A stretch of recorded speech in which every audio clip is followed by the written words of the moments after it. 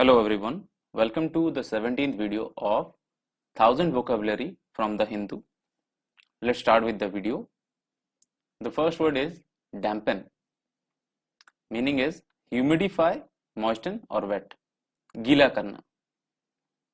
Definition में आप देखिए, make slightly wet, पूरा नहीं, थोड़ा थोड़ा गीला करना. देखिए, ये जो है आदमी, ओके, ये बारिश में भीग रहा है. मैंने ये फोटो यहाँ इसलिए रखा ताकि आपको अच्छे से समझा पाऊं. देखिए, the fine rain dampened her face. जो फाइन रेन का मतलब है यहाँ जो अच्छे से बरसात हुई. देखिए, फाइन मतलब क्या, कभी थोड़ा थोड़ा सा थोड़ा बूंदाबांदी हो जाता है. ऐसे जो बारिश होता है ना, इसको बोलते हैं फाइन रेन. सोचिए, कोई एक लड़की है, वो छतरी लेके जा रही है, फिर भी इतना बारिश हो रहा था जिससे उसका चेहरा थोड़ा सा गीला हो गया. So we will use dampen. Next word की तरफ चलते हैं. Vest. Meaning is invest in, grant to, give to. देखिए, डेफिनेशन में देखिए, कन्फर और bestow power, authority, property etcetera on someone. देखिए, we all know that this is Sri Ram and this is Lord Hanuman. Okay, Shri Ram Hanuman ji को कुछ वरदान दे रहे हैं. ओके,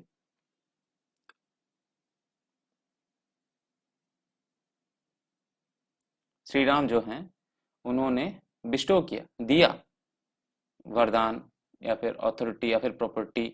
ओके, किस पे? किस पे ना? हनुमान जी पे. तो वेस्टेड. नेक्स्ट वर्ड की तरफ चलते हैं. इलिसिट. इसका मीनिंग है इलीगल, अनलॉफुल और बैंड. देखिए, एक पार्क है जिसमें एक लेडी अपने कुत्ते को टहला रही है. यहाँ क्या लिखा है? No dogs allowed. क्योंकि यहाँ कुत्ते लाना मना है, तो क्योंकि ये उस कुत्ते को लेके आई है, इट इज लीगल. ये बैन है, कुत्ते यहाँ नहीं आ सकते, पर फिर भी वो वही काम कर रही है, तो इसको इलिसिट बोला जाएगा. यूसेज में देखिए, police were searching for the illicit drugs in the room. Illicit मतलब क्या? जो अनलॉफुली वहां रखे गए हैं. Illicit drugs. Drugs are banned. Okay, drugs is a prohibited substance. Because why? Because those are illicit. क्योंकि वो अनलॉफुल है या फिर इलीगल है. नेक्स्ट वर्ड की तरफ चलते हैं. ग्लिम्स. इसका मतलब है brief look, glance.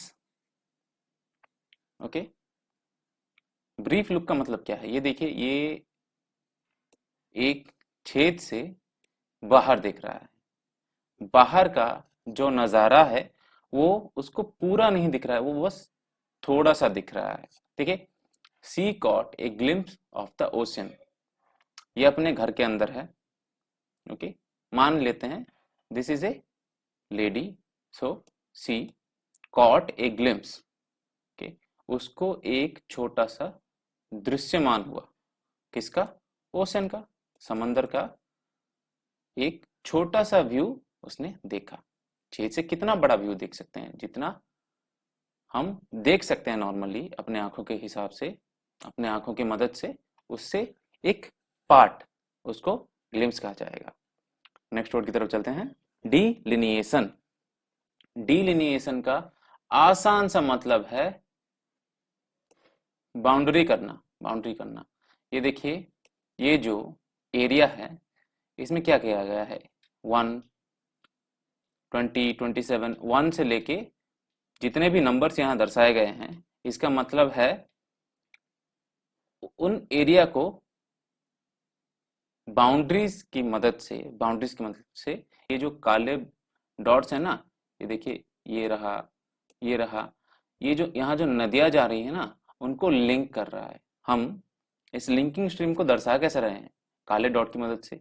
So that is delineation. और ये जो पूरा एरिया है इसको हम इसके नक्शा बनाना, इस नक्शे को हम डिलिनिएशन बोलेंगे। नेक्स्ट वर्ड की तरफ चलते हैं, इंटरमिटेंट। इसका मतलब है ब्रोकन, इर्रेगुलर, डिसकंटिन्यूस। आप ब्रोकन और डिसकंटिन्यूस को छोड़िए, आप इंटरमिटेंट का मतलब है इररेगुलर। ओके, इररेगुलर मतलब क्या? देखिए, एक तरह का डाइट होता है, उसको बोलते हैं इंटरमिटेंट फास्टिंग। इसलिए मैंने ये फोटो यहाँ रखा है। देखिए, ये इसमें क्या दिखाया जा रहा है, 12 बजे से लेके 3 बजे तक ईट दिखा है, और 3 बजे से लेके 12 बजे तक फास्ट दिखा रहा है। इसका मतलब आप 9 घंटे के लिए फास्ट कर रहे हैं, सिर्फ 9 घंटे के लिए। फास्ट मतलब क्या? व्रत रखना, ओके, या फिर ना खाना। और ये जो 3 घंटे हैं, इसी के बीच आप खा सकते हैं।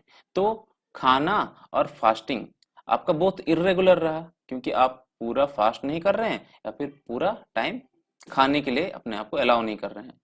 ओके, इसका मतलब है इंटरमिटेंट। देखिए, यूसेज में देखिए, दे heard intermittent bursts of gun fire.